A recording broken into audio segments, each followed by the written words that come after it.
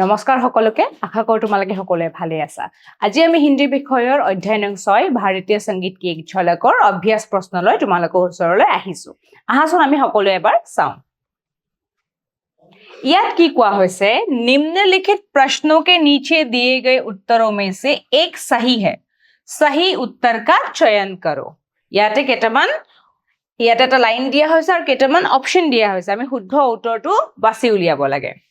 दिल हुम हुम करे घबराए डैश बरसाए इस गीत के रचयिता है ইয়াতে এটা কি কোৱা হৈছে যে দিল হুম হুম কৰে গানটোৰ ৰচয়িতা কোন হয় লতা মংগেশকৰ ভূপেন হাজৰিকা এআৰ ৰহমান জাবেদ আখতাৰ আমি সকলোৱে জানো ইয়াৰ উত্তৰটো হ'ব ভূপেন হাজৰিকা এটা আমি নেক্সট চাম আহাচোন अकबर के राज दरबार के संगीतज्ञ कौन थे আকবৰৰ ৰাজ দৰবাৰৰ সংগীতজ্ঞ কোন আছিল বীৰবল হুমায়ুন তানসেন আবুল ফজল উত্তৰটো আমি সকলোৱে জানো तानसेन হ'ব भारतीय संगीत की शुरुआत कब हुई थी ভাৰতীয় সংগীতৰ शुरुआत মানে আৰম্ভণি দেই शुरुआत মানে আৰম্ভণি কেতিয়া হৈছিল वैदिक युग से नवप्रस्तर युग से भक्ति युग से आधुनिक युग से আমি উত্তৰটো সকলোৱে জানো वैदिक युग से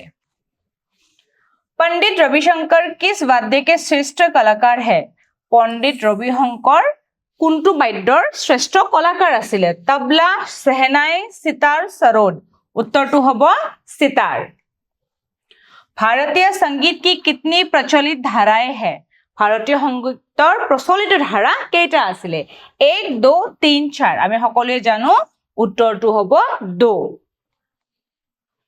এতিয়া দিছে उत्तर लिखो आचार्य सारंगदेव के अनुसार संगीत की परिभाषा क्या है आचार्य सारंगदेवर अनुसरी संगीतर परिभाषाটো কি হয় সুধিছে आचार्य सारंगदेव के अनुसार गीत वाद्य तथा नृत्यं त्रयं संगीतम उच्यते अर्थात गीत वाद्य और नृत्य इन तीनों कलाओं को एक साथ संगीत कहा जाता है এটা কি কৈছে আচাৰ্য সাৰংগদেৱে কৈছে যে গীত বাদ্য আৰু নৃত্য এই তিনিৰ সংমিশ্ৰণত সংগীত হয় ঠিক আছে সংগীত বুলি কোৱা হয় সংগীত হ'বলৈ হলে গীত লাগিব বাদ্য লাগিব নৃত্য লাগিব ঠিক আছে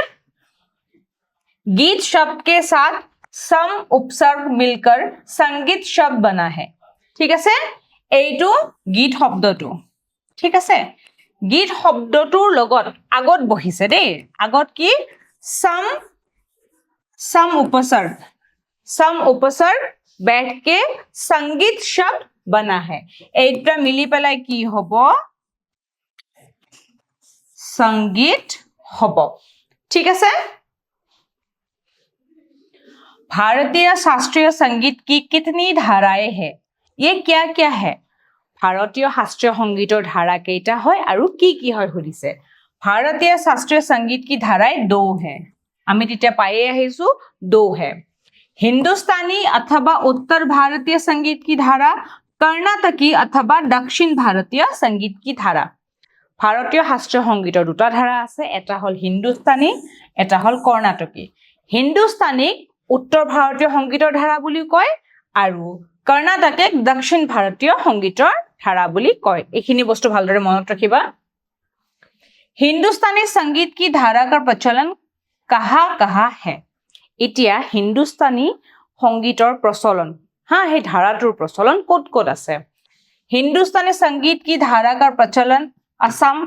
बंगाल बिहार उड़ीसा उत्तर प्रदेश हरियाणा पंजाब राजस्थान मध्य प्रदेश महाराष्ट्र गुजरात आदि स्थानों में है ঠিক আছে এতিয়া এটা বস্তু তোমালোকক কও যে মই পাঠটো কৈ আহিছিলো যে হিন্দুস্তানী সংগীতৰ ধাৰা গুটেই কেখন ৰাজ্যত হ'ব ভাৰতবৰ্ষৰ এক্সেপ্ট কি দক্ষিণ ভাৰতৰ ৰাজ্যকেখনৰ বাহিৰে ঠিক আছে দক্ষিণ ভাৰতৰ ৰাজ্যকেখনৰ বাহিৰে গুটেই যিমান ৰাজ্য আছে তাতে কি হ'ব উত্তৰ ভাৰতীয় বা হিন্দুস্তানী সংগীতৰ ধাৰাৰ প্ৰচলন আছে ঠিক আছে আৰু কৰ্ণাটকী সংগীতৰ ধাৰাৰ প্ৰচলন ক'ত আছে দক্ষিণ ভাৰতৰ ৰাজ্যখনে ঠিকখিনি মনত ৰাখিলেই হ'ল दक्षिण भारतीय संगीत क्या है इस धारा का संगीत कहाँ प्रचलित है दक्षिण भारतीय संगीत की হয় আৰু এই ধাৰাটো কত প্ৰচলিত আছে হেতু সুধিছে दक्षिण भारतीय संगीत को कर्नाटकी संगीत के नाम से भी जाना जाता है दक्षिण भारतीय संगीतक कर्नाटकी संगीत बुलिও जाना जाए ये संगीत शैली हिंदुस्तानी संगीत से भिन्न होती है दक्षिण भारतीय বা कर्नाटकी संगीतर शैली हिंदुस्तानी संगीतर शैलीतके बेलेग হয় विशेष रूप से इसके स्वरों के उच्चारण में अंतर देखा जाता है বিশেষকৈ ভাষা বা স্বৰৰ ধ্বনিৰ উচ্চাৰণত পাৰ্থক্য দেখিবলৈ পোৱা যায় अधिकांश गीत तमिल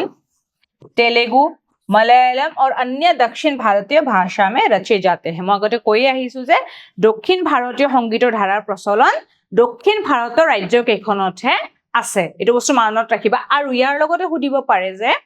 कर्नाटकी संगीत का अन्य नाम क्या है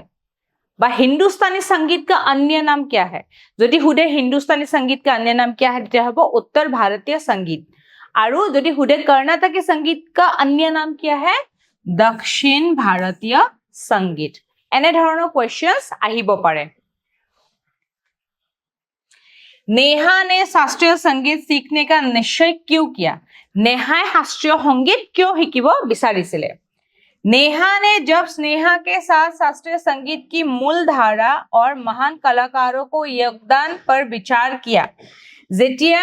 नेहाय स्नेহাৰ লগত শাস্ত্ৰীয় সংগীত তথা ইয়াৰ লগত জড়িত শিল্পীসকলৰ বিষয়ে আলোচনা কৰিছিলে तो उसे एहसास हुआ कि इन कलाकारों ने भारतीय संगीत कला को समृद्ध बनाने में महत्वपूर्ण भूमिका निभाई है তেতিয়া যেতিয়া আলোচনা কৰিছিলে তেওঁলোকৰ অৱদানৰ বিষয়ে গম পাইছিলে তেতিয়া তেওঁ ভাবিছিলে যে নেহাই কি ভাবিছিলে যে এওঁলোকে ভাৰতীয় সংগীতৰ ধাৰাত অধিক অৱদান আগবঢ়াইছে বৰঙনি আগবঢ়াইছে यही प्रेरणा पाकर नेहा ने शास्त्रीय संगीत सीखने का दृढ़ निश्चय किया এই শিল্পীসকলৰ যি অৱদান তেওঁলোকে যি দি থৈ গৈছে সেই অৱদানসমূহ চাই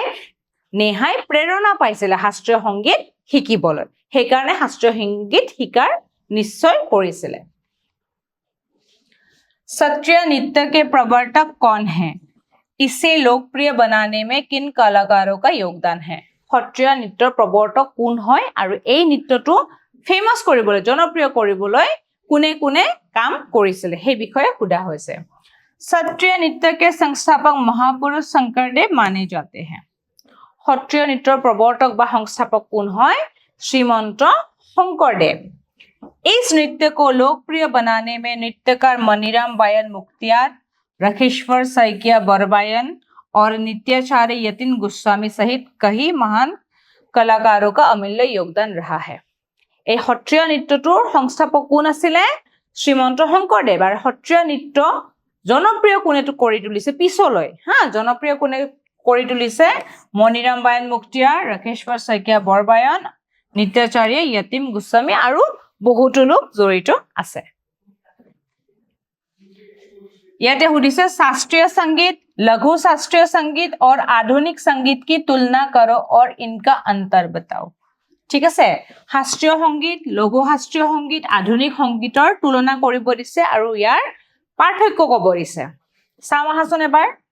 शास्त्रीय संगीत लघु शास्त्रीय संगीत और आधुनिक संगीत में से शास्त्रीय संगीत का गहरा संबंध महान कलाकारों से रहा है